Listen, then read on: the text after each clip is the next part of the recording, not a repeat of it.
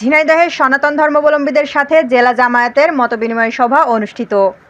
দেশের চলমান পরিস্থিতিতে শান্তি শৃঙ্খলা বজায় রাখা ও হামলা আতঙ্ক দূর করতে সনাতন ধর্মাবলম্বীদের সাথে মতবিনিময় করেছেন জেলা জামায়াত। শনিবার রাতে শহরের শ্রী শ্রী বড় মাঠ কালী মন্দিরে এই মতবিনিময় সভা অনুষ্ঠিত হয়।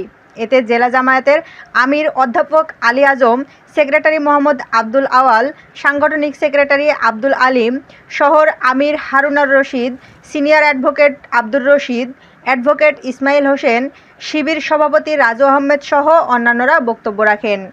সে সময় বক্তারা সনাতন ধর্মাবলম্বীদের সার্বিক নিরাপত্তা নিশ্চিত করার আশ্বাস দেন। প্রয়োজনে মন্দির বা বাসাবাড়ি পাহারা দেওয়া হবে বলে আশ্বস্ত করেন তারা।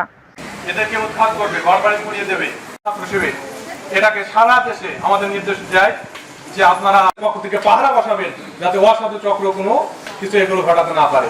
সনাতন ধর্মাবলম্বীর যে কারো সাথে অন্যায় করা হলে অন্যায়কারীদের বিরুদ্ধে কঠোর পদক্ষেপ নেওয়ার হুঁশিয়ারি দেন বক্তারা।